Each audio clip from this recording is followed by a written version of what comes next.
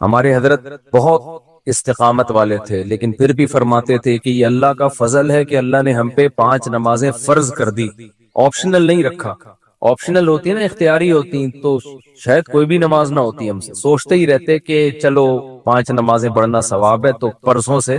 پڑھیں گے۔ اللہ نے ایسی فرض کی ہے کہ زمین آسمان ادھر سے ادھر ہو جائے، سفر میں ہو، حضر میں ہو، بیماری میں ہو، خوشی میں ہو، غم میں ہو، یہ نہیں چھوڑنی، ٹھیک ہے نا؟ تو مجبور ہیں بھائی۔ اللہ نے کہا کہ میں کوئی عذر مانوں گا ہی نہیں، سفر ہو کچھ بھی ہو پڑھنی ہے۔ ہم پہ ڈال دی جاتی کہ ٹینشن میں ہو تو چھوڑ دو، خوشی میں ہو تو پڑھ لو۔ تو ہم تو یہی سوچتے رہتے ہیں ابھی تھکاوٹ ہے، آج رات دیر سے سویا ہوں تو فجر میں اٹھ گئے تو نیند پوری نہیں ہوگی، تو ایسا کریں گے 11 بجے پڑھ لیں گے، یہی سوچتے رہتے۔ اللہ میاں نے کہا کہ رات دیر سے سو، جلدی سو، یہ تمہاری ٹینشن نہیں ہے، یہ تمہاری ٹینشن ہے، یہ میرا مسئلہ نہیں ہے۔ میں نے کہہ دیا ہے فجر کا مطلب فجر ہے، ظہر کا مطلب ظہر ہے، عصر کا مطلب عصر ہے۔ ابھی ہم امریکہ گئے نا، تو جہاز جاتے ہوئے سورج کی سمت میں جا رہا ہوتا ہے، تو ایک نماز بھی نہیں آئی راستے میں۔ ہم نے ظہر پڑھ تو لی، لیکن نہیں بھی پڑھتے تو امریکہ پہنچ کے بھی مل جاتی، کیونکہ سورج کے ساتھ ساتھ چل رہے ہیں۔ واپسی پہ مخالف آ رہے ہیں تو ٹھکا ٹھک نمازیں آ رہی ہیں۔ اب جب ٹھکا ٹھک نماز آ رہی ہے، ایک نماز کا ٹائم، فوراً دوسری نماز، فوراً تیسری نماز، فوراً چوتھی نماز، فوراً پانچویں نماز۔ اور اللہ نے فرض نماز میں کہا ہے کہ کھڑے ہو کے پڑھو، قبلے کی طرف پڑھو۔ یہ ممکن نہیں ہے تو پھر مجبوراً بیٹھ کے پڑھو، لیکن فرض نماز پھر بعد میں لوٹانی چاہیے، کیونکہ فرض نماز اصل میں قیام بھی فرض ہے اور قبلہ رو ہونا بھی فرض ہے۔ تو اب ہمارے ساتھ دوست تھے، انہوں نے کہا کیسے؟ میں نے کہا مجبوراً بھائی پڑھنی پڑے گی، اللہ کا حکم ہے، نماز آپ سفر میں نہیں چھوڑ سکتے۔ اللہ نے 4 کی 2 کی ہی اسی لیے ہے کہ میں نے 4 کی 2 کر دی ہیں، چھوٹی کر دی ہے اس لیے کہ چھوڑنا نہیں ہے، آدھی کر لو۔ چھوڑنے کا آپشن ہوتا تو اللہ پھر کہہ دیتا ٹینشن میں ہو تو چھوڑ دینا، نہیں تو پھر پوری پڑھ لینا، یہ کہتا نا اللہ تعالیٰ۔ اب جب نماز کا ٹائم آیا، ہم نے کہا بھائی نماز پڑھنی ہے، تو وہ نماز میں جہاز میں جگہ کہاں دیتے ہیں؟ خیر ہم نے ریکویسٹ کی تو جگہ آگے، انہوں نے کہا آگے جا کے پڑھ لو۔ تو ہم نے کیا کیا، ہم نے کہا بھائی آج کل ایک ایپ آ رہی ہے جو لوگ جہازوں میں سفر کرتے ہیں، اس کا نام ہے حلال فری کر کے کچھ ہے، نام بھول گیا میں، بڑا زبردست نام ہے، آپ لوگ نوٹ کر لیں، وہ کبھی جہاز میں سفر ہونا، حلال ٹرپ، یہ ایپ ڈاؤن لوڈ کر لیں اپنے موبائل میں۔ اور اگر ڈاؤن لوڈ نہیں ہو رہی تو ڈائریکٹ گوگل پہ بھی سرچ کی جا سکتی ہے، حلال ٹرپ گوگل پہ لکھیں تو وہ ایک ویب سائٹ آ جائے گی، وہ کھولیں، وہ آپ سے مانگے گا جہاز کے ٹائمنگ کیا ہے، کدھر سے کدھر جا رہا ہے، کیا تاریخ ہے، آپ اس میں ڈالیں گے، ٹھک کر کے وہ بتا دے گا کہ آپ کی جو گھڑی میں اس وقت ٹائم ہو رہا ہے اس کے مطابق فجر کتنے بجے، ظہر کتنے بجے، عصر کتنے بجے، مغرب کتنے بجے، عشاء کتنے بجے، اور اتنے بجے قبلہ کہاں ہوگا، اتنے بجے قبلہ جہاز میں کس سمت میں ہوگا۔ تو بڑی خاندانی ایپلیکیشن ہے، تو وہ آپ جیسے ڈالیں گے ٹھک کر کے، تو ایک گھڑی آپ ایسی رکھیں جو چینج نہ ہو ٹائم اس کا۔ تو یہ خوب مسئلہ سمجھ لیں کہ جہاز میں آپ کو کھڑے ہو کر نماز پڑھنی ہے، اگر ممکن نہ ہو اجازت نہ دیں پھر مجبوراً بیٹھ کے پڑھیں، لیکن اس نماز کو لوٹا لیں۔ تو ہم نے تو کھڑے ہو کر اجازت مل گئی تھی، ہم نے کہا چلو پڑھتے ہیں۔ اس میں یہ آسانی ہے کہ ظہر اور عصر اکٹھی، لیکن کیسے اکٹھی؟ اس طرح سے اکٹھی کہ ہم نے دیکھا کہ ظہر کا ٹائم ختم ہو رہا ہے، فرض کریں 5 بجے ختم ہو رہا ہے، اور عصر کا ٹائم 5 بجے شروع ہو رہا ہے۔ تو ہم نے کیا کیا، وضو کر لیا، کیونکہ جہاز کے واش روم میں وضو کرنا بھی آسان کام نہیں ہے، تمیز سے وضو کیا کرو، وہاں پہ ایسا کیچڑ نہ کر دو کہ وہ بولیں نمازیوں پہ پابندی لگا دیں، اس میں وضو تمیز سے، پانی نہ گرے۔ میں تو وضو کر کے ٹیشو سے صاف نیچے صاف کرتا ہوں، تاکہ کوئی نیا بندہ جائے نا وہ یہ نہ کہے یہ مولویوں کی وجہ سے دیکھو کیچڑ کتنا ہو گیا، پورا امیج نہ جائے، تو صاف ستھرا کر کے بالکل اس کو، کوئی بات نہیں ہاتھ خراب ہو جائے گا اس کو دھو لو آرام سے، لیکن امیج اپنا خراب نہ کرو کہ یار یہ نمازی لوگ جب بھی جہاز میں آتے ہیں کیچڑ کر کے جاتے ہیں۔ ایک نے مجھے بتایا پائلٹ نے کہ ہم کہیں جا رہے تھے، کہیں اجتماع تھا، تو سارے نمازی بیٹھے ہوئے تھے جہاز میں، تو کہہ رہے جہاز کی حالت یہ ہو گئی تھی کہ جیسے کوئی تالاب بنا ہوا ہوتا ہے، سارے وضو کر کر کے آ رہے ہیں گیلے پاؤں کے ساتھ پورے جہاز میں، نہ کہتے ہیں ایسا کیچڑ ہم نے زندگی میں کبھی نہیں دیکھا جہاز میں، تو کتنا برا امیج گیا نا۔ تو اس لیے صفائی ستھرائی کر کے ان کو لگے کہ کوئی بات نہیں یار، اگر یہ وضو کر بھی لیتے ہیں تو واش روم میں ذرہ برابر بھی گندگی نہیں ہوتی، تو صاف ستھرا کر کے نکلو باہر۔ اس بیان ابھی شروع کروں گا، لیکن یہ بھی ضروری بات ہے تاکہ جہازوں میں بھی نمازوں کا اہتمام کریں۔ اللہ کو نماز بہت زیادہ محبوب بھی ہے، اور اللہ کے ہاں جتنی ویلیو نماز کی ہے نا اتنی کسی حکم کی نہیں ہے، اللہ نے نہیں چھوڑی ہے۔ میں نے دیکھا ہے لوگ جہازوں میں نمازیں گول کر رہے ہیں، ٹرینوں میں نمازیں گول کر رہے ہیں، شاپنگ میں نمازیں، ہو بھائی میدان جنگ میں اللہ کہہ رہا ہے، میدان جنگ میں کہ نہیں اگر تم میدان جنگ میں کھڑے ہو کر پڑھ سکتے تو پیدل پڑھ لو، سواری پہ پڑھ لو، اے اللہ بعد میں پڑھ لیں گے نا، جنگ سے جب فارغ ہو جائیں گے پھر پڑھ لیں گے، ابھی کیا ٹینشن ہے؟ اللہ نے کہا ان الصلاۃ کانت علی المؤمنین کتابا موقوتا، نماز مومنین پر مقررہ اوقات میں فرض ہے، یہ نہیں ہے کہ بعد میں پڑھ لو۔ کتنے آرام سے کہتے ہیں بھی سفر میں ابھی کہاں جائیں کیا کریں، نہیں بھائی، نمازی آدمی زمین آسمان ادھر سے ادھر ہو جائے وہ کہتا ہے بھائی چھوڑنی نہیں ہے، کچھ بھی ہو جائے۔ آج نمازی بھی نمازی نہیں رہے ہیں، تو ہم نے یہ ضرور کیا کہ اس میں وضو بہت مشکل کام ہے۔ ترکنا بعضهم یومئذ یموج فی بعض، اور ہم ان میں سے بعض کو، یعنی جو یاجوج ماجوج ہیں ان میں سے بعض کو، یومئذ جس دن ایسا ہوگا، جس دن اللہ کا وعدہ آئے گا اور یہ دیوار ٹوٹے گی، یموج فی بعض، ہم ان کو ایسا کر دیں گے کہ یہ ایک دوسرے میں گھس رہے ہوں گے۔ یہ مضمون احادیث میں آیا ہے، دیکھیں قرآن میں اور احادیث صحیحہ میں جو یاجوج ماجوج اور اس دیوار کا ہمیں ملتا ہے نا، میں صرف اس کو آپ کے سامنے بیان کروں گا، باقی اس بارے میں ڈیٹیل میں آپ جائیں گے تو بہت کچھ آپ کو انٹرنیٹ پہ بھی مل جائے گا، مفسرین کی کتابوں میں بھی مل جائے گا، اور لوگوں کی اپنی اپنی تحقیقات ہیں، اپنے اپنے تبصرے ہیں، نہ میں ان تبصروں کو صحیح کہہ رہا ہوں نہ غلط کہہ رہا ہوں، کتابیں بھری ہوئی ہیں، وہ آپ جائیں پڑھیں اس کو، لیکن جتنی بات قرآن سے اور صحیح احادیث سے یاجوج ماجوج کے بارے میں ثابت ہوتی ہے، میں صرف اس کو آپ کے سامنے ابھی پیش کر رہا ہوں۔ پہلا عقیدہ تو یہ ثابت ہوتا ہے کہ یاجوج ماجوج ایک قوم ہے، انسان ہے، وہ کوئی انسانوں کے علاوہ کوئی الگ مخلوق نہیں ہے، لیکن ہے بڑے فسادی۔ دوسری بات یہ بہت قدیم ہے، ذوالقرنین جب گئے تو اس سے پہلے کی یہ قوم ہے، اور زمین میں پہلے سے فساد مچا رہی ہے، لیکن بہت زیادہ ان کی کثرت نہیں تھی جتنی کثرت قرب قیامت میں ہوگی، کیونکہ نسل ان کی بہت تیزی کے ساتھ بڑھ رہی ہے۔ تیسری بات یہ ہے کہ اللہ نے ان کو دنیا کے کسی حصے میں رکھ کے چھپا دیا ہے۔ چھپایا اس لیے ہے کہ ان کے ظاہر ہونے کا ایک ٹائم ہے، اور وہ ہے حضرت عیسیٰ علیہ السلام کا دور۔ حضرت عیسیٰ ابن مریم کے دور میں یاجوج ماجوج ظاہر ہوں گے، تو اسی کو آپ چوتھا پوائنٹ بھی کہہ سکتے ہیں۔ تیسرا پوائنٹ کیا ہو گیا کہ ان کو چھپا دیا گیا ہے، لہذا یہ جو لوگ کہتے ہیں نا یاجوج ماجوج دریافت ہو گئے ہیں فلاں جگہ ہے فلاں جگہ ہے، تو بھائی ہمیں جب ایک چیز چھپا دی گئی ہے اور ایک ٹائم بتا دیا گیا ہے کہ اس ٹائم پہ ظاہر ہوں گے، تو اس سے پہلے وہ دریافت ہو ہی نہیں سکتے۔ پہلے دریافت ہو گئے تو اس کا مطلب نبی صلی اللہ علیہ وسلم کی گویا پیش گوئی غلط ہو گئی، تو جو جس کا ٹائم ہے اسی ٹائم پہ وہ ظاہر ہوں گے۔ چوتھی بات میں نے جیسے بتائی کہ حضرت عیسیٰ علیہ السلام کے دور میں وہ ظاہر ہوں گے۔ پانچویں بات، صحیح حدیث سے یہ بات ثابت ہے کہ یاجوج ماجوج وہ جو دیوار بنی تھی اس کو چاٹتے رہتے ہیں، ختم کرتے ہیں۔ اب چاٹنا کا جو لفظ حدیث میں ہے اس سے مراد زبان سے چاٹنا بھی ہو سکتا ہے، اور یہ کنایا بھی ہو سکتا ہے کہ اس کو ختم کرنے کی کوشش میں لگے ہوئے ہیں۔ اور ایسے چاٹنا، جب ہم کوئی چیز چاٹتے ہیں نا تو بہت تھوڑی تھوڑی وہ ختم ہوتی ہے، تو اتنی موٹی اتنی بڑی دیوار ہے کہ وہ انہوں نے اپنی اسٹرگل اور اپنی محنت نہیں چھوڑی ہے، تو وہ دیوار کو کسی نہ کسی طریقے سے گھسائی میں اس کے لگے رہتے ہیں۔ تو زبان سے بھی چاٹنا ہو سکتا ہے، اور کسی اور طریقے سے اس کو ختم کرنے کی کوشش بھی مراد ہو سکتی ہے۔ اور حدیث میں آتا ہے کہ ایک دن آئے گا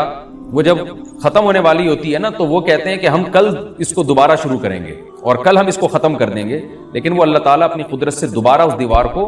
اتنا ہی موٹا کر دیتے ہیں جتنا ذوالقرنین نے کیا تھا۔ تو قرب قیامت میں جب حضرت عیسیٰ علیہ السلام کا ظہور ہوگا تو وہ یہ کہیں گے ہم انشاءاللہ اس کو کل ختم کریں گے۔ تو انشاءاللہ کا لفظ جب استعمال کریں گے، کیونکہ وہ قوم ہے کافر، وہ اللہ پہ اعتماد کرنا، اللہ پہ توکل کرنا یہ چیز نہیں، جیسے کافر تو نہیں کہے گا نا اللہ نے چاہا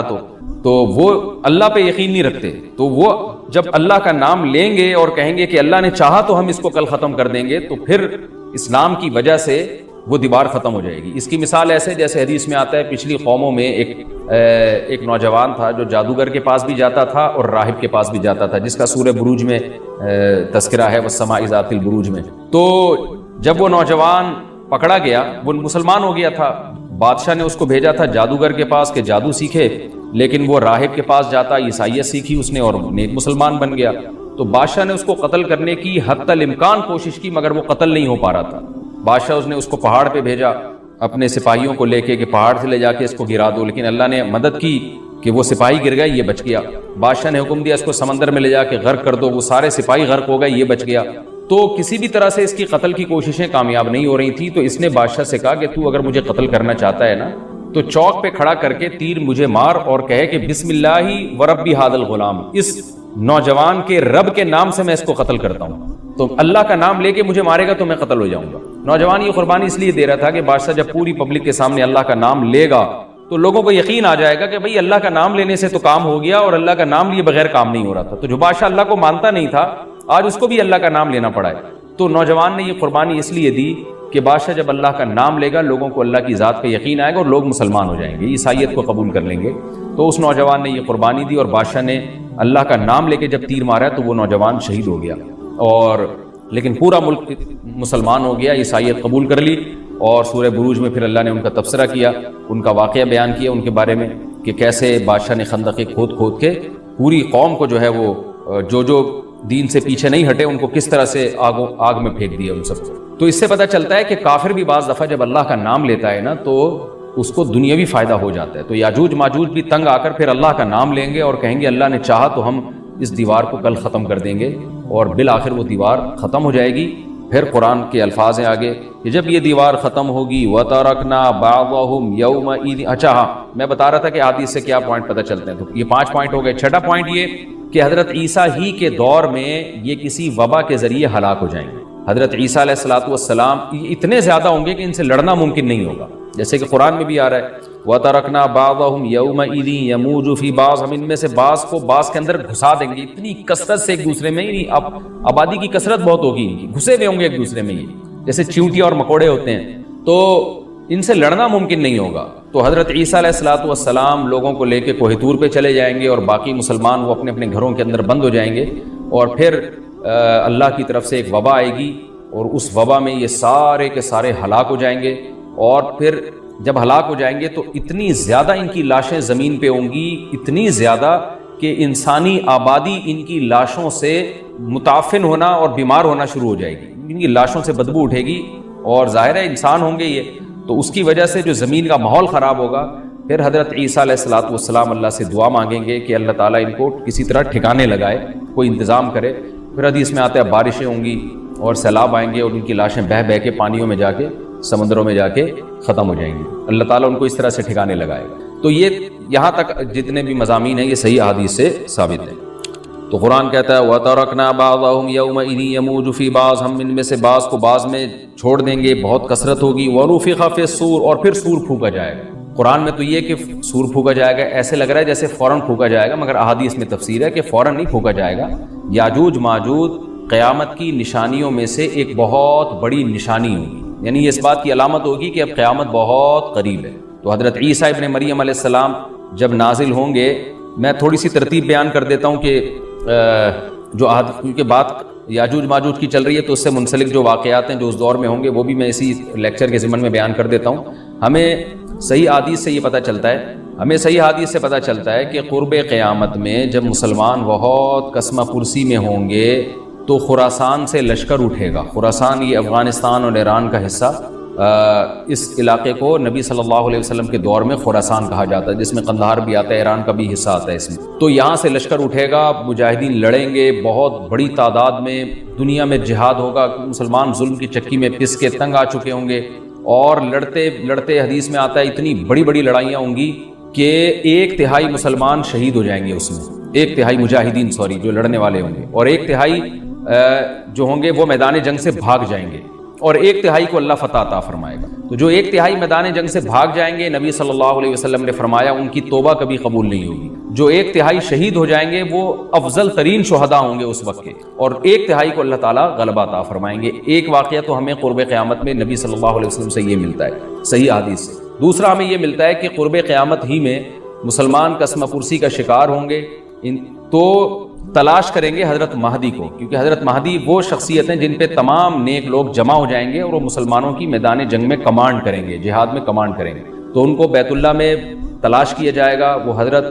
وہ رسول اللہ صلی اللہ علیہ وسلم کی اولاد میں ہوں گے، اور لوگ ان کو پہچان لیں گے، اہل اللہ پہچان کر ان کو اپنا امیر بنائیں گے، اور ان کی قیادت میں پھر لڑائی اور جہاد شروع ہوگا۔ اور یہ لڑائی جب دمشق میں لڑائی ہو رہی ہوگی تو دمشق میں عصر کی نماز کے وقت حضرت مہدی، میں نے جو یہ کہا کہ دمشق میں لڑائی ہو رہی ہوگی، مقصد یہ نہیں ہے کہ دمشق کوئی میدان جنگ بنا ہوا ہوگا، مقصد یہ ہے کہ وہ مجاہدین کا لشکر دمشق میں ہوگا عصر کی نماز کے وقت، لڑائی چاہے کسی اور میدان میں ہو رہی ہو، لیکن حدیث میں ہمیں دمشق کا تذکرہ ملتا ہے۔ تو دمشق میں حضرت شام کا تذکرہ ملتا ہے، اور جو قرائن ہمیں ملتے ہیں وہ دمشق کی ایک خاص مسجد ہے، وہ مسجد حضرت مفتی تقی عثمانی صاحب اور مفتی رفیع عثمانی صاحب نے اس کو ہائی لائٹ بھی کیا، لیکن وہ یقینی نہیں ہے، یہ خوب سمجھے، انہوں نے اس کا بھی تبصرہ کیا کہ اس کے بارے میں کوئی یقین نہیں ہے۔ تو حضرت مہدی عصر کی نماز پڑھا رہے ہوں گے، لوگ امامت میں آپ کے پیچھے کھڑے ہوں گے، یہاں تک کہ مسجد کے مینار پر، آج بھی وہ مینار موجود ہے جس کے بارے میں غالب گمان ہے کہ یہ وہ مینار ہے جہاں حضرت عیسیٰ علیہ السلام نازل ہوں گے، غالب گمان کے درجے میں کہا جا سکتا ہے، ورنہ پھر اسی کے اڑوس پڑوس میں کوئی مسجد ہوگی۔ میرا اگر شام جانا ہوا تو انشاءاللہ میں ارادہ ہے کہ میں ولاگ میں اس مسجد کا بھی تذکرہ کروں گا، اس جگہ کا بھی تذکرہ کروں گا، لیکن میں پہلے یہ بات بتا دوں کہ وہ 100% یقینی نہیں ہے، ایسا نہ ہو کہ اس مسجد کے مینار پہ چڑھ کے لوگ جو ہے وہ اس کے کوئی مینار کو ہی چاٹنا شروع کر دیں تبرک کے طور پہ۔ تو عصر کی نماز کا ٹائم ہوگا، حضرت عیسیٰ ابن مریم علیہ الصلاۃ والسلام فرشتوں کے کندھوں پہ ہاتھ رکھ کے نیچے اتریں گے نماز کے ٹائم پہ، یعنی آسمان سے مینار تک آئیں گے اور پھر مینار سے آپ کے لیے سیڑھیاں لگائی جائیں گی، سیڑھیوں کے ذریعے مینار سے نیچے اتریں گے اور لوگ ان کو پہچان لیں گے۔ حضرت مہدی ان کو امامت کے لیے آگے کریں گے کہ آپ اللہ کے ایک پیغمبر ہیں، آپ نماز پڑھائیے، حضرت عیسیٰ علیہ السلام انہی کو آگے رکھیں گے۔ اور اس طرح کا مفہوم ہے حدیث میں کہ اللہ نے اس کام کے لیے آپ کو ہی منتخب کیا۔ کیا مطلب یہ امامت اس امت کا حق ہے؟ تو حضرت عیسیٰ ابن مریم علیہ الصلوۃ والسلام کا جو کام ہوگا وہ جہاد ہے اور یہودیوں سے انتقام لینا، کیونکہ یہودیوں نے اپنے خیال میں حضرت عیسیٰ کو قتل کیا تھا، تو اللہ نے یہودیت ہی کے خاتمے کے لیے اور دجال کے خاتمے کے لیے عیسیٰ ابن مریم کو نازل کیا۔ حضرت مہدی سے پہلے ہی دجال ظاہر ہو چکا ہوگا۔ دجال کے بارے میں حدیث میں آتا ہے کہ ہر پیغمبر نے اپنی امت کو دجال کے فتنے سے ڈرایا ہے۔ اچھا، یہ دجال ایک ایسی شخصیت ہے جس کا یہودی انتظار ہم سے زیادہ کر رہے ہیں، کیونکہ یہودی اس کو اپنے لیے نجات دہندہ سمجھتے ہیں، جبکہ حدیث میں آتا ہے کہ دجال کانا ہوگا اور اس کا خدائی کا دعویٰ ہوگا، اس کے پاس کچھ ایسی طاقتیں ہوں گی کہ مردے کو زندہ کر دے، زندہ کو مار دے، ایک طرف اس کے باغ ہوگا، ایک طرف اس کے آگ ہوگی، جو اس پر ایمان لائے گا اس کو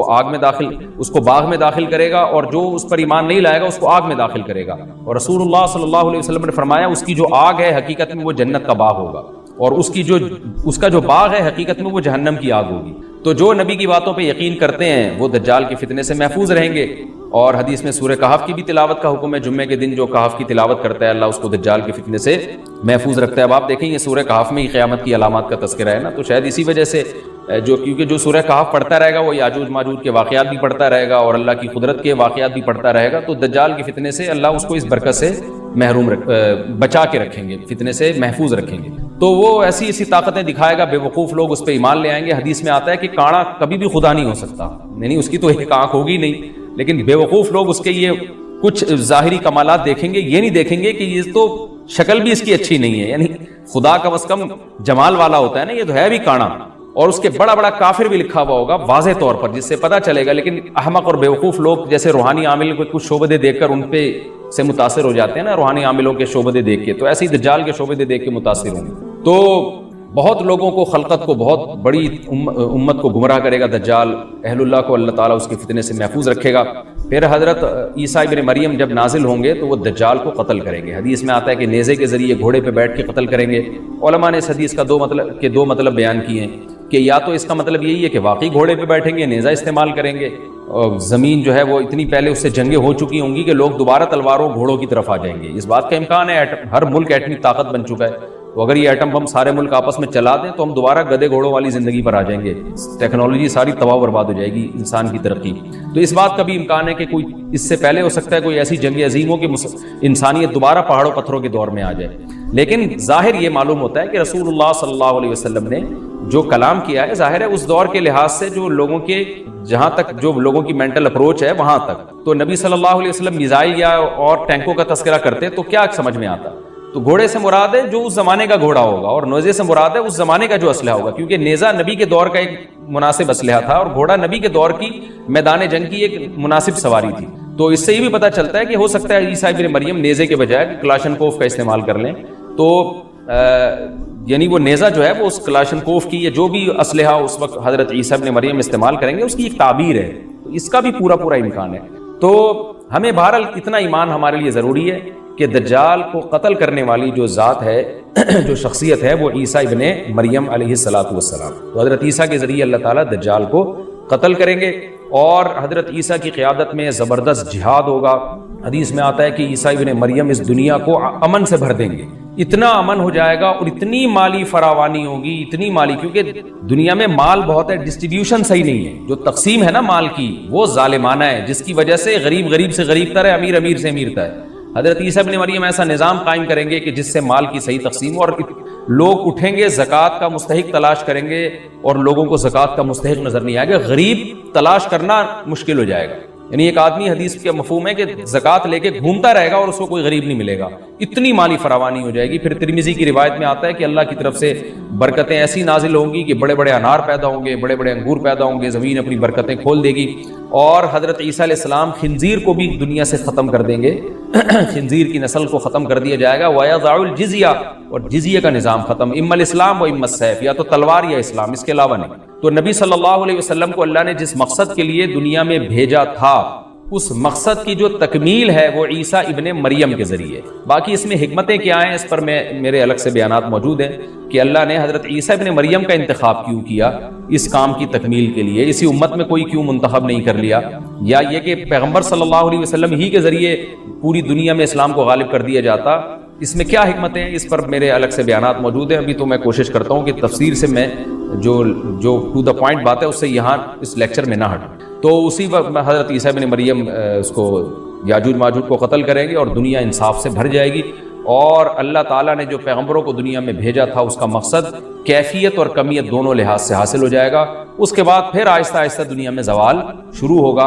اور پھر جب پوری دنیا کے لوگ زوال کا شکار ہوتے ہوتے کفر کی طرف جائیں گے، گناہوں کی طرف، اور حدیث میں آتا ہے جب تک ایک شخص بھی اللہ کا نام لینے والا ہوگا اس دنیا پر قیامت نہیں آئے گی، یہاں تک کہ آخری شخص جب دنیا سے اٹھے گا جو اللہ کا نام لیا کرتا تھا، اس کے بعد اللہ تعالیٰ سور پھونکیں گے، جبریل کو حکم دیں گے سور پھونکنے کا، اور اس دنیا کو تباہ و برباد کر دیا جائے گا۔ تو آگے قرآن کہتا ہے وَنُفِخَ فِي الصُّورِ، اور پھر سور میں پھونکا جائے گا، فَجَمَعْنَاهُمْ جَمْعًا، پھر ہم ان تمام انسانوں کو جمع کر دیں گے، وَعَرَضْنَا جَهَنَّمَ يَوْمَئِذٍ لِّلْكَافِرِينَ عَرْضًا، اور قیامت کے دن ہم جہنم کو یومئذ، جس دن ایسا ہوگا یعنی جس دن سور پھونکا جائے گا، یہ دوسرا سور مراد ہے، للکافرین عرضا، کافروں کے سامنے پیش کر دیں گے، الذین کانت اعینہم فی غطاء عن ذکری، یہ وہ لوگ ہیں جن کی آنکھیں میری یاد سے پردے میں پڑی ہوئی تھی، یعنی میری یاد کی چیزیں ان کو نظر ہی نہیں آتی تھیں، غفلت میں پڑی ہوئی تھی جن کی آنکھیں، وکانوا لا یستطیعون سمعا، اور یہ سننے کی صلاحیت بھی نہیں رکھتے تھے، نہ حق بات سنتے تھے نہ حق دیکھتے تھے، بس اپنے خواہشات کی جو چیزیں ہیں وہ ان کو اچھی لگتی تھیں اور وہی ان کو سمجھ میں آتی تھی۔ تو یہ ہمارا رکوع الحمدللہ کمپلیٹ ہو گیا۔ اس رکوع میں ہمیں بہت سارے اسباق ملتے ہیں، میں نمبر وار اس کو مختصراً بیان کر دیتا ہوں۔ پہلی بات تو یہ کہ دیکھیں اللہ تعالیٰ نے کیسے کیسے بادشاہ دنیا میں بھیجے ہیں، اور کتنے پاورفل بادشاہ۔ حضرت ذوالقرنین کا نام ہی قرن والا، دو کناروں والا، زمین کے بہت بڑے حصے کو حضرت ذوالقرنین نے فتح کیا، اور اللہ کے نیک بندے کیسے اللہ کے راستے میں لڑتے رہے ہیں۔ تو یہ جو لوگ بیٹھ جاتے ہیں نا بس عبادت کرو اور لڑائی وڑائی اسلام میں ہے ہی نہیں، یہ دنیا میں کوئی بھی عقل مند اس نظریے کا حامی نہیں ہوگا۔ تو طاقت اور قوت کی اسلام میں بہت زیادہ اہمیت ہے۔ اس سے ہمیں یہ بھی پتہ چلتا ہے کہ اپنے ملک کی، خاص طور پر اسلامی ملک کی جو فوجی قوتیں ہیں، جو فوجی طاقتیں ہیں، ان کی ہمیں قدر کرنی چاہیے، کیونکہ اگر کوئی بھی ملک عسکری لحاظ سے کمزور ہو جائے، کیونکہ اللہ تعالیٰ تو جو عسکری لحاظ سے طاقتور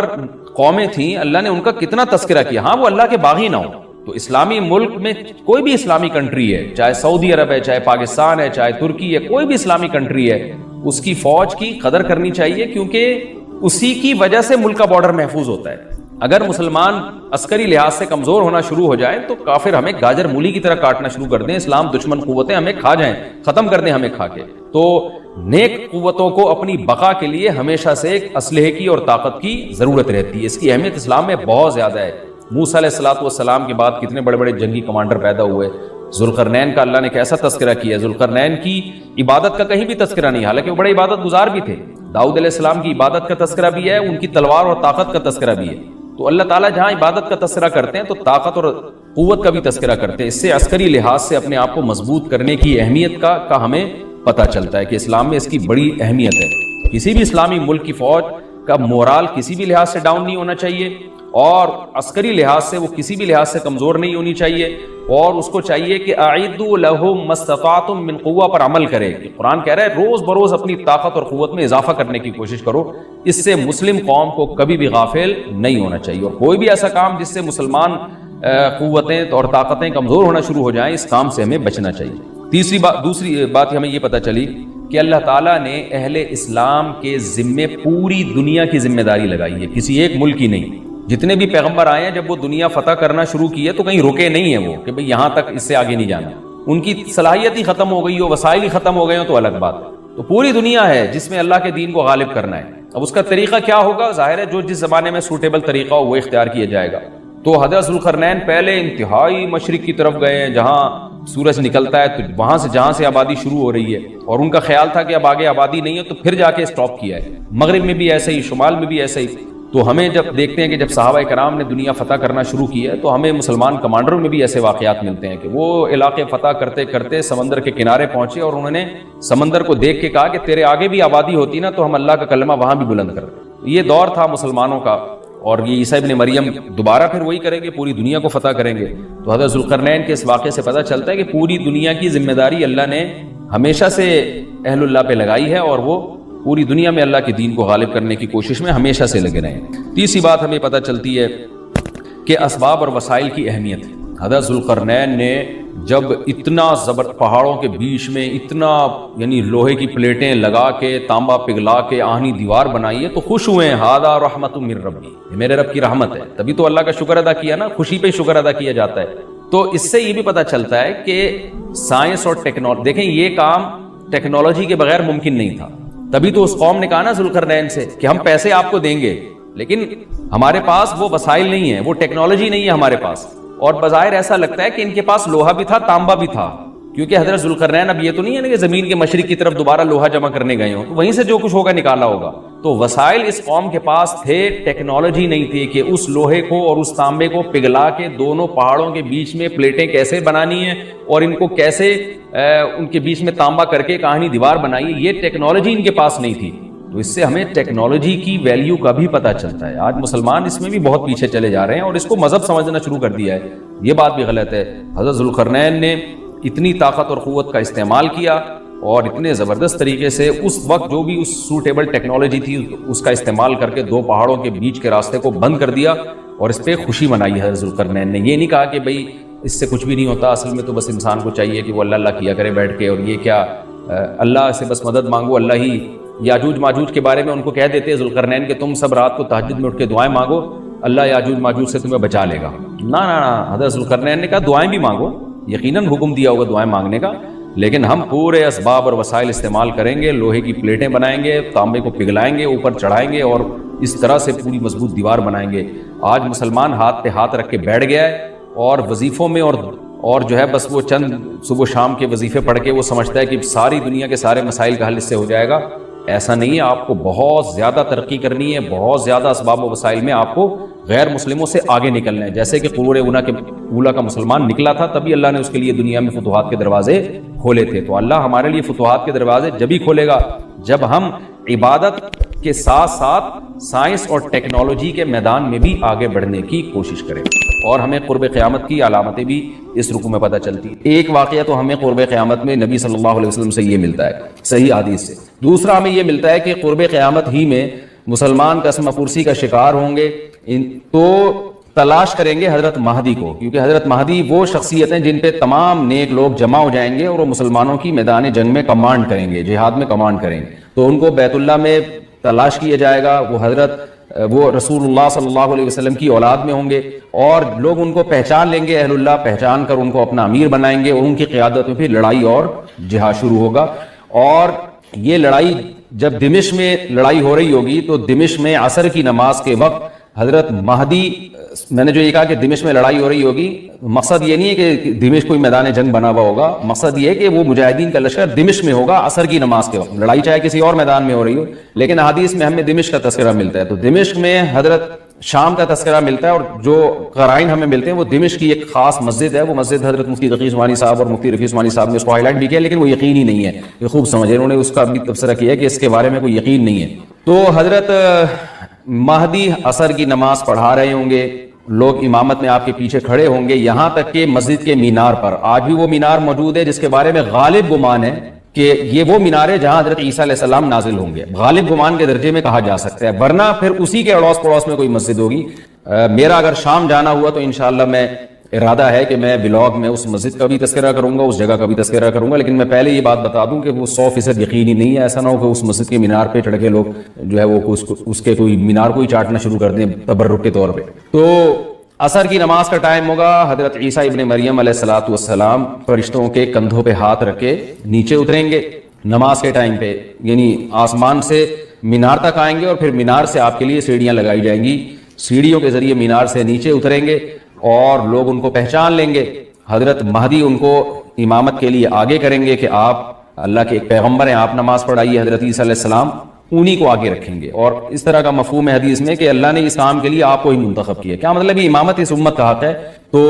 حضرت عیسیٰ ابن مریم علیہ السلام کا جو کام ہوگا وہ جہاد ہے اور یہودیوں سے انتقام لینا، کیونکہ یہودیوں نے اپنے خیال میں حضرت عیسیٰ کو قتل کیا تھا، تو اللہ نے یہودیت ہی کے خاتمے کے لیے اور دجال کے خاتمے کے لیے عیسیٰ ابن مریم کو نازل کیا ہے۔ حضرت مہدی سے پہلے ہی دجال ظاہر ہو چکا ہوگا۔ دجال کے بارے میں حدیث میں آتا ہے کہ ہر پیغمبر نے اپنی امت کو دجال کے فتنے سے ڈرایا ہے۔ اچھا، یہ دجال ایک ایسی شخصیت ہے جس کا یہودی انتظار ہم سے زیادہ کر رہے ہیں، کیونکہ یہودی اس کو اپنے لیے نجات دہندہ سمجھتے ہیں، جبکہ حدیث میں آتا ہے کہ دجال کانا ہوگا اور اس کا خدائی کا دعویٰ ہوگا، اس کے پاس کچھ ایسی طاقتیں ہوں گی کہ مردے کو زندہ کر دے، زندہ کو مار دے، ایک طرف اس کے باغ ہوگا، ایک طرف اس کے آگ ہوگی، جو اس پر ایمان لائے گا اس کو باغ میں داخل کرے گا، اور جو اس پر ایمان نہیں لائے گا اس کو آگ میں داخل کرے گا۔ اور رسول اللہ صلی اللہ علیہ وسلم نے فرمایا اس کی جو آگ ہے حقیقت میں وہ جنت کا باغ ہوگا، اور اس کا جو باغ ہے حقیقت میں وہ جہنم کی آگ ہوگی۔ تو جو نبی کی باتوں پہ یقین کرتے ہیں وہ دجال کے فتنے سے محفوظ رہیں گے۔ اور حدیث میں سورہ کہف کی بھی تلاوت کا حکم ہے، جمعے کے دن جو کہف کی تلاوت کرتا ہے اللہ اس کو دجال کے فتنے سے محفوظ رکھتا ہے۔ اب آپ دیکھیں گے سورہ کہف میں ہی قیامت کی علامات کا تذکرہ ہے نا، تو شاید اسی وجہ سے کیونکہ جو سورہ کہف پڑھتا رہے گا وہ یاجوج ماجوج کے واقعات بھی پڑھتا رہے گا اور اللہ کی قدرت کے واقعات بھی پڑھتا رہے گا، تو دجال کے فتنے سے اللہ اس کو اس برکت سے بچا کے رکھیں گے، فتنے سے محفوظ رکھیں گے۔ تو وہ ایسی طاقتیں دکھائے گا، بے وقوف لوگ اس پہ ایمان لے آئیں گے۔ حدیث میں آتا ہے کہ کانا کبھی بھی خدا نہیں ہو سکتا، یعنی اس کی تو ایک آنکھ ہوگی نہیں، لیکن بے وقوف لوگ اس کے یہ کچھ ظاہری کمالات دیکھیں گے، یہ نہیں دیکھیں گے کہ یہ تو شکل بھی اس کی اچھی نہیں ہے، یعنی خدا کا بس کم جمال والا ہوتا ہے نا، یہ تو ہے بھی کانا، اور اس کے بڑا بڑا کافر بھی لکھا ہوا ہوگا واضح طور پر جس سے پتا چلے گا۔ لیکن احمق اور بیوقوف لوگ جیسے روحانی عامل کو کچھ شعبدے دیکھ کر ان پہ سے متاثر ہو جاتے ہیں نا، روحانی عاملوں کے شعبدے دیکھ کے، تو ایسے ہی دجال کے شعبدے دیکھ کے متاثر ہوں گے۔ تو بہت لوگوں کو، خلقت کو، بہت بڑی امت کو گمراہ کرے گا دجال، اہل اللہ کو اللہ تعالیٰ اس کے فتنے سے محفوظ رکھے گا۔ پھر حضرت عیسیٰ ابن مریم جب نازل ہوں گے تو وہ دجال کو قتل کریں گے۔ حدیث میں آتا ہے کہ نیزے کے ذریعے گھوڑے پہ بیٹھ کے قتل کریں گے۔ علماء نے اس حدیث کا دو مطلب بیان کیے ہیں کہ یا تو اس کا مطلب یہی ہے کہ واقعی گھوڑے پہ بیٹھیں گے، نیزہ استعمال کریں گے، اور زمین جو ہے وہ اتنی پہلے اس سے جنگیں ہو چکی ہوں گی کہ لوگ دوبارہ تلواروں گھوڑوں کی طرف آ جائیں گے۔ اس بات کا امکان ہے، ہر ملک ایٹمی طاقت بن چکا ہے، تو اگر یہ ایٹم بم سارے ملک آپس میں چلاتے ہیں تو ہم دوبارہ گدے گھوڑوں والی زندگی پر آ جائیں گے، ٹیکنالوجی ساری تباہ برباد ہو جائے گی، انسان کی ترقی۔ تو اس بات کا بھی امکان ہے کہ کوئی اس سے پہلے ہو سکتا ہے کوئی ایسی جنگ عظیم ہو کہ انسانیت دوبارہ پہاڑوں پتھروں کے دور میں آ جائے۔ لیکن ظاہر یہ معلوم ہوتا ہے کہ رسول اللہ صلی اللہ علیہ وسلم نے جو کلام کیا ہے، ظاہر ہے اس دور کے لحاظ سے جو لوگوں کے جہاں تک جو لوگوں کی مینٹل اپروچ ہے وہاں تک، تو نبی صلی اللہ علیہ وسلم میزائل یا اور ٹینکوں کا تذکرہ کرتے تو کیا سمجھ میں آتا؟ تو گھوڑے سے مراد ہے جو اس زمانے کا گھوڑا ہوگا، اور نیزے سے مراد ہے اس زمانے کا جو اسلحہ ہوگا، کیونکہ نیزہ نبی کے دور کا ایک مناسب اسلحہ تھا اور گھوڑا نبی کے دور کی میدان جنگ کی ایک مناسب سواری تھی۔ تو اس سے یہ بھی پتہ چلتا ہے کہ ہو سکتا ہے عیسیٰ ابن مریم نیزے کے بجائے کلاشنکوف کا استعمال کر لیں، تو یعنی وہ نیزہ جو ہے وہ اس کلاشنکوف کی یا جو بھی اسلحہ اس وقت حضرت عیسیٰ ابن مریم استعمال کریں گے اس کی ایک تعبیر ہے، تو اس کا بھی پورا امکان ہے۔ تو ہمیں بہرحال اتنا ایمان ہمارے لیے ضروری ہے کہ دجال کو قتل کرنے والی جو ذات ہے، جو شخصیت ہے، وہ عیسیٰ ابن مریم علیہ السلام ہے۔ تو حضرت عیسیٰ کے ذریعے اللہ تعالیٰ دجال کو قتل کریں گے، اور حضرت عیسیٰ کی قیادت میں زبردست جہاد ہوگا۔ حدیث میں آتا ہے کہ عیسیٰ ابن مریم اس دنیا کو امن سے بھر دیں گے، اتنا امن ہو جائے گا اور اتنی مالی فراوانی ہوگی، اتنی مالی، کیونکہ دنیا میں مال بہت ہے، ڈسٹریبیوشن صحیح نہیں ہے، جو تقسیم ہے نا مال کی وہ ظالمانہ ہے، جس کی وجہ سے غریب سے غریب تر ہے، امیر سے امیر تر ہے۔ حضرت عیسیٰ ابن مریم ایسا نظام قائم کریں گے کہ جس سے مال کی صحیح تقسیم، اور لوگ اٹھیں گے زکوٰۃ کا مستحق تلاش کریں گے اور لوگوں کو زکوٰۃ کا مستحق نظر نہیں آئے گا، غریب تلاش کرنا مشکل ہو جائے گا۔ یعنی ایک آدمی، حدیث کے مفہوم ہے کہ زکوٰۃ لے کے گھومتا رہے گا اور اس کو کوئی غریب نہیں ملے گا، اتنی مالی فراوانی ہو جائے گی۔ پھر ترمذی کی روایت میں آتا ہے کہ اللہ کی طرف سے برکتیں ایسی نازل ہوں گی کہ بڑے بڑے انار پیدا ہوں گے، بڑے بڑے انگور پیدا ہوں گے، زمین اپنی برکتیں کھول دے گی، اور حضرت عیسیٰ علیہ السلام خنزیر کو بھی دنیا سے ختم کر دیں گے، خنزیر کی نسل کو ختم کر دیا جائے گا، وَيَضَعُ الْجِزْيَةَ، اور جزیے کا نظام ختم، اما الاسلام و اما السیف، یا تو تلوار یا اسلام، اس کے علاوہ نہیں۔ تو نبی صلی اللہ علیہ وسلم کو اللہ نے جس مقصد کے لیے دنیا میں بھیجا تھا اس مقصد کی جو تکمیل ہے وہ عیسیٰ ابن مریم کے ذریعے. باقی اس میں حکمتیں کیا ہیں اس پر میرے الگ سے بیانات موجود ہیں کہ اللہ نے حضرت عیسیٰ ابن مریم کا انتخاب کیوں کیا اس کام کی تکمیل کے لیے, اسی امت میں کوئی کیوں منتخب نہیں کر لیا, یا یہ کہ پیغمبر صلی اللہ علیہ وسلم ہی کے ذریعے پوری دنیا میں اسلام کو غالب کر دیا جاتا. اس میں کیا حکمتیں ہیں اس پر میرے الگ سے بیانات موجود ہیں. ابھی تو میں کوشش کرتا ہوں کہ تفسیر سے میں جو ٹو دا پوائنٹ بات ہے اسے یہاں اس لیکچر میں نہ ہٹوں. تو اسی وقت حضرت عیسیٰ ابن مریم اس کو یاجوج ماجوج کو قتل کریں گے اور دنیا انصاف سے بھر جائے گی, اور اللہ تعالیٰ نے جو پیغمبروں کو دنیا میں بھیجا تھا اس کا مقصد کیفیت اور کمیت دونوں لحاظ سے حاصل ہو جائے گا. اس کے بعد پھر آہستہ آہستہ دنیا میں زوال شروع ہوگا, اور پھر جب پوری دنیا کے لوگ زوال کا شکار ہوتے ہوتے کفر کی طرف جائیں گے, گناہوں کی طرف, اور حدیث میں آتا ہے جب تک ایک شخص بھی اللہ کا نام لینے والا ہوگا اس دنیا پر قیامت نہیں آئے گی. یہاں تک کہ آخری شخص جب دنیا سے اٹھے گا جو اللہ کا نام لیا کرتا تھا, اس کے بعد اللہ تعالیٰ سور پھونکیں گے, جبریل کو حکم دیں گے سور پھونکنے کا, اور اس دنیا کو تباہ و برباد کر دیا جائے گا. تو آگے قرآن کہتا ہے وَنُفِخَ فِي الصُّورِ, اور پھر سور میں پھونکا جائے گا, فَجَمَعْنَاهُمْ جَمْعًا, پھر ہم ان تمام انسانوں کو جمع کر دیں گے, وَعَرَضْنَا جَهَنَّمَ يَوْمَئِذٍ لِّلْكَافِرِينَ عَرْضًا, اور قیامت کے دن ہم جہنم کو یومئذ جس دن ایسا ہوگا یعنی جس دن سور پھونکا جائے گا, یہ دوسرا سور مراد ہے, لِلْكَافِرِينَ عَرْضًا, کافروں کے سامنے پیش کر دیں گے. الذین کانت اعینہم فی غطاء عن ذکری, یہ وہ لوگ ہیں جن کی آنکھیں میری یاد سے پردے میں پڑی ہوئی تھیں, یعنی میری یاد کی چیزیں ان کو نظر ہی نہیں آتی تھیں, غفلت میں پڑی ہوئی تھی جن کی آنکھیں. وکانوا لا یستطیعون سمعا, اور یہ سننے کی صلاحیت بھی نہیں رکھتے تھے, نہ حق بات سنتے تھے نہ حق دیکھتے تھے, بس اپنے خواہشات کی جو چیزیں ہیں وہ ان کو اچھی لگتی تھیں اور وہی ان کو سمجھ میں آتی تھی. تو یہ ہمارا رکوع الحمدللہ کمپلیٹ ہو گیا. اس رکوع میں ہمیں بہت سارے اسباق ملتے ہیں, میں نمبر وار اس کو مختصراً بیان کر دیتا ہوں. پہلی بات تو یہ کہ دیکھیں اللہ تعالیٰ نے کیسے کیسے بادشاہ دنیا میں بھیجے ہیں اور کتنے پاورفل بادشاہ. حضرت ذوالقرنین کا نام ہی قرن والا, دو کناروں والا, زمین کے بہت بڑے حصے کو حضرت ذوالقرنین نے فتح کیا, اور اللہ کے نیک بندے کیسے اللہ کے راستے میں لڑتے رہے ہیں. تو یہ جو لوگ بیٹھ جاتے ہیں نا بس عبادت کرو اور لڑائی وڑائی اسلام میں ہے ہی نہیں, یہ دنیا میں کوئی بھی عقل مند اس نظریے کا حامی نہیں ہوگا. تو طاقت اور قوت کی اسلام میں بہت زیادہ اہمیت ہے. اس سے ہمیں یہ بھی پتہ چلتا ہے کہ اپنے ملک کی, خاص طور پر اسلامی ملک کی جو فوجی قوتیں ہیں, جو فوجی طاقتیں ہیں, ان کی ہمیں قدر کرنی چاہیے. کیونکہ اگر کوئی بھی ملک عسکری لحاظ سے کمزور ہو جائے, کیونکہ اللہ تعالیٰ تو جو عسکری لحاظ سے طاقتور قومیں تھیں اللہ نے ان کا کتنا تذکرہ کیا, ہاں وہ اللہ کے باغی نہ ہو. تو اسلامی ملک میں کوئی بھی اسلامی کنٹری ہے, چاہے سعودی عرب ہے, چاہے پاکستان ہے, چاہے ترکی ہے, کوئی بھی اسلامی کنٹری ہے, اس کی فوج کی قدر کرنی چاہیے, کیونکہ اسی کی وجہ سے ملک کا بارڈر محفوظ ہوتا ہے. اگر مسلمان عسکری لحاظ سے کمزور ہونا شروع ہو جائیں تو کافر ہمیں گاجر مولی کی طرح کاٹنا شروع کر دیں, اسلام دشمن قوتیں ہمیں کھا جائیں, ختم کر دیں ہمیں کھا کے. تو نیک قوتوں کو اپنی بقا کے لیے ہمیشہ سے اسلحے کی اور طاقت کی ضرورت رہتی ہے. اس کی اہمیت اسلام میں بہت زیادہ ہے. موسیٰ علیہ السلام کے بعد کتنے بڑے بڑے جنگی کمانڈر پیدا ہوئے. ذوالقرنین کا اللہ نے کیسا تذکرہ کیا. ذوالقرنین کی عبادت کا کہیں بھی تذکرہ نہیں, حالانکہ وہ بڑے عبادت گزار بھی تھے. داؤد علیہ السلام کی عبادت کا تذکرہ بھی ہے, ان کی تلوار اور طاقت کا تذکرہ بھی ہے. تو اللہ تعالیٰ جہاں عبادت کا تذکرہ کرتے ہیں تو طاقت اور قوت کا بھی تذکرہ کرتے ہیں. اس سے عسکری لحاظ سے اپنے آپ کو مضبوط کرنے کی اہمیت کا ہمیں پتہ چلتا ہے کہ اسلام میں اس کی بڑی اہمیت ہے. کسی بھی اسلامی ملک کی فوج کا مورال کسی بھی لحاظ سے ڈاؤن نہیں ہونا چاہیے, اور عسکری لحاظ سے وہ کسی بھی لحاظ سے کمزور نہیں ہونی چاہیے, اور اس کو چاہیے کہ اعدوا لهم ما استطعتم من قوہ پر عمل کرے. قرآن کہہ رہا ہے روز بروز اپنی طاقت اور قوت میں اضافہ کرنے کی کوشش کرو. اس سے مسلم قوم کو کبھی بھی غافل نہیں ہونا چاہیے, اور کوئی بھی ایسا کام جس سے مسلمان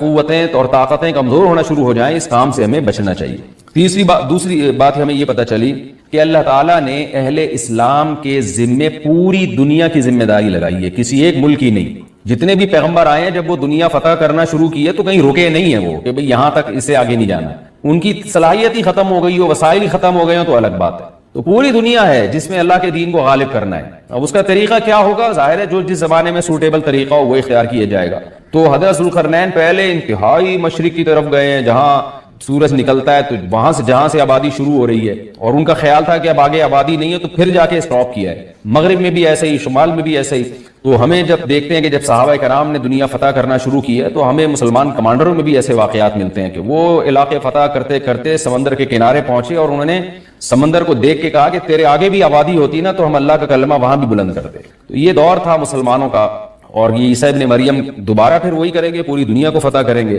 تو حضرت ذوالقرنین کے اس واقعے سے پتہ چلتا ہے کہ پوری دنیا کی ذمہ داری اللہ نے ہمیشہ سے اہل اللہ پہ لگائی ہے، اور وہ پوری دنیا میں اللہ کے دین کو غالب کرنے کی کوشش میں ہمیشہ سے لگے رہے ہیں۔ تیسری بات ہمیں پتہ چلتی ہے کہ اسباب اور وسائل کی اہمیت۔ حضرت ذوالقرنین نے جب اتنا پہاڑوں کے بیچ میں اتنا یعنی لوہے کی پلیٹیں لگا کے تانبا پگھلا کے آہنی دیوار بنائی ہے تو خوش ہوئے، ہذا رحمت من ربی، میرے رب کی رحمت ہے۔ تبھی تو اللہ کا شکر ادا کیا نا، خوشی پہ شکر ادا کیا جاتا ہے۔ تو اس سے یہ بھی پتہ چلتا ہے کہ سائنس اور ٹیکنالوجی، دیکھیں یہ کام ٹیکنالوجی کے بغیر ممکن نہیں تھا۔ تبھی تو اس قوم نے کہا نا ذوالقرنین سے کہ ہم پیسے آپ کو دیں گے، لیکن ہمارے پاس وہ وسائل نہیں ہیں، وہ ٹیکنالوجی نہیں ہے ہمارے پاس۔ اور بظاہر ایسا لگتا ہے کہ ان کے پاس لوہا بھی تھا، تانبا بھی تھا، کیونکہ حضرت ذوالقرنین اب یہ تو نہیں ہے کہ زمین کے مشرق کی طرف دوبارہ لوہا جمع کرنے گئے ہوں، تو وہیں سے جو کچھ ہوگا نکالا ہوگا۔ تو وسائل اس قوم کے پاس تھے، ٹیکنالوجی نہیں تھی کہ اس لوہے کو اور اس تانبے کو پگھلا کے دونوں پہاڑوں کے بیچ میں پلیٹیں کیسے بنانی ہیں اور ان کو کیسے ان کے بیچ میں تانبا کر کے ایک آہنی دیوار بنائی ہے، یہ ٹیکنالوجی ان کے پاس نہیں تھی۔ تو اس سے ہمیں ٹیکنالوجی کی ویلیو کا بھی پتہ چلتا ہے۔ آج مسلمان اس میں بھی بہت پیچھے چلے جا رہے ہیں اور اس کو مذہب سمجھنا شروع کر دیا ہے، یہ بات بھی غلط ہے۔ حضرت ذوالقرنین نے اتنی طاقت اور قوت کا استعمال کیا اور اتنے زبردست طریقے سے اس وقت جو بھی اس سوٹیبل ٹیکنالوجی تھی اس کا استعمال کر کے دو پہاڑوں کے بیچ کے راستے کو بند کر دیا اور اس پہ خوشی منائی ہے ذوالقرنین نے۔ یہ نہیں کہا کہ بھئی اس سے کچھ بھی نہیں ہوتا، اصل میں تو بس انسان کو چاہیے کہ وہ اللہ اللہ کیا کرے بیٹھ کے، اور یہ کیا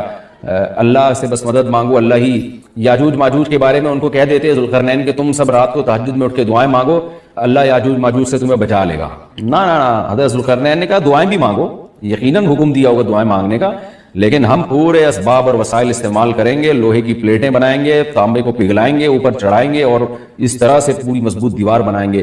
آج مسلمان ہاتھ پہ ہاتھ رکھ کے بیٹھ گیا ہے اور وظیفوں میں اور جو ہے بس وہ چند صبح شام کے وظیفے پڑھ کے وہ سمجھتا ہے کہ ساری دنیا کے سارے مسائل کا حل اس سے ہو جائے گا۔ ایسا نہیں ہے، آپ کو بہت زیادہ ترقی کرنی ہے، بہت زیادہ اسباب و وسائل میں آپ کو غیر مسلموں سے آگے نکلنا ہے۔ جیسے کہ قرون اولیٰ کا مسلمان نکلا تھا، تبھی اللہ نے اس کے لیے دنیا میں فتوحات کے دروازے کھولے تھے۔ تو اللہ ہمارے لیے فتوحات کے دروازے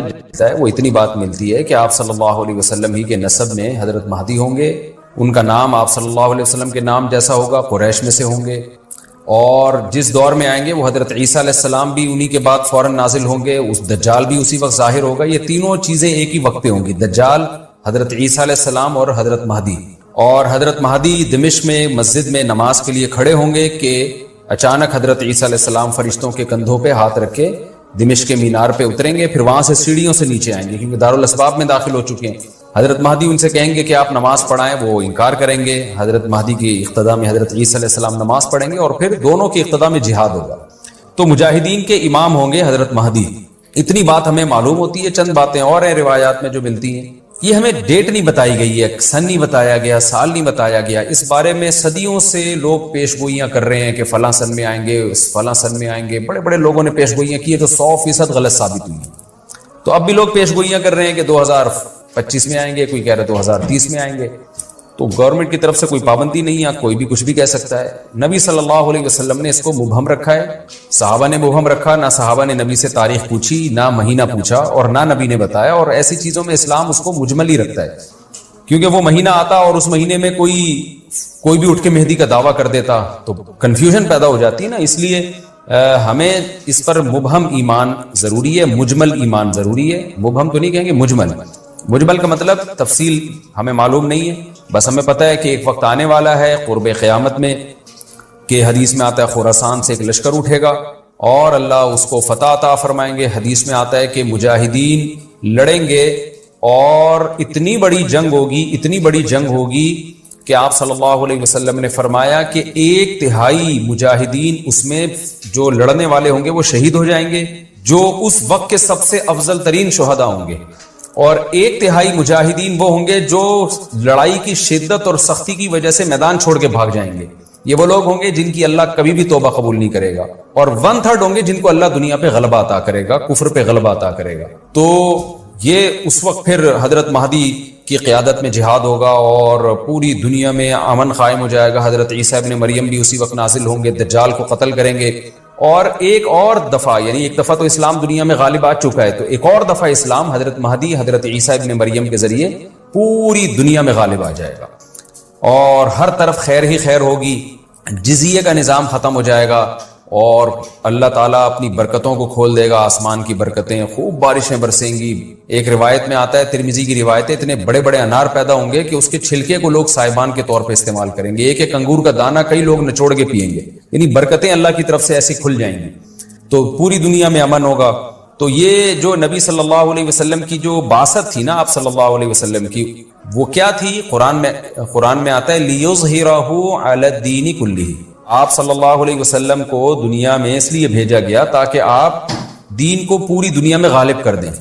تو ایک دفعہ تو یہ بنو امیہ کے دور میں، اور بنو عباس، اور پھر خلافت عثمانیہ، یہ جو مسلمانوں کی خلافتیں چلی ہیں، تو بنو امیہ اور بنو عباس کے دور میں تو اسلام پھیل گیا تھا، پوری دنیا جتنی بھی مہذب دنیا تھی اس میں اسلام ہی اسلام تھا، یعنی اسلامی حکومت تھی، سب مسلمان نہیں تھے لیکن حکومت اسلامی تھی، سب مسلمانوں کے زیر سایہ تھے۔ تو اللہ تعالیٰ اب پوری دنیا میں کیفیت کے لحاظ سے، کمیت کے لحاظ سے، کوانٹٹی کوالٹی دونوں لحاظ سے اسلام کو دنیا میں غالب کرے گا۔ اس کے لیے اللہ نے حضرت مہدی اور حضرت عیسیٰ ابن مریم کا انتخاب کیا ہے۔ اتنا ہمارا ایمان ہے۔ اب کیا ہوتا ہے کہ ہر تھوڑے دن میں کوئی مہدی اٹھ کے دعویٰ شروع کر دیتا ہے، اور تو امام مہدی سب سے پہلی بات یہ مجاہد ہوں گے، بڑی اہم ترین بات یہ ہے، اور انہی کے فوراً انہی کے دور میں حضرت عیسیٰ ابن مریم بھی نازل ہوں گے، تو اور دجال بھی ظاہر ہوگا، تو اس لیے یہ تینوں چیزیں ایک ساتھ ہیں، اس لیے ان کو پہچاننے میں اہل اسلام کو دشواری نہیں ہوگی۔ حضرت مہدی کو تو لوگ خود تلاش کریں گے، ان کی علامتوں میں سے یہ بھی ہے، وہ دعویٰ نہیں کریں گے، لوگ اہل اللہ بزرگان دین علماء ان کو خود تلاش کریں گے۔ آج لوگ خود دعویٰ کر رہے ہوتے ہیں حضرت مہدی ہیں، میں حضرت مہدی ہوں، تو وہ دعویٰ جو کرے گا اس کا مطلب وہ تو ہو ہی نہیں سکتا۔ تو اس لیے ہمیں اس ٹاپک کو ختم کر دینا چاہیے، اس سینس میں ختم کر دینا چاہیے کہ جو دعوے کر رہے ہیں نا کہ کل آ رہے ہیں، پرسوں آ رہے ہیں، فلاں سن میں آ رہے ہیں، اس سینس میں اس ٹاپک کو ہمیں ختم کر دینا چاہیے۔ ہاں جتنا احادیث میں ہے اس کو بیان کرنا چاہیے، اور جو لوگ بھی خلاف سنت ہوتے ہیں وہ تو حضرت مہدی ہو ہی نہیں سکتے۔ آج تو مہدی ہونے کا دعویٰ ایسے پاگل فضول قسم کے لوگ کر رہے ہیں، جو انسان ہونے کا دعویٰ کرنے سے پہلے ان کو سوچنا چاہیے کہ ہم انسان کے بچے بھی ہیں کہ نہیں۔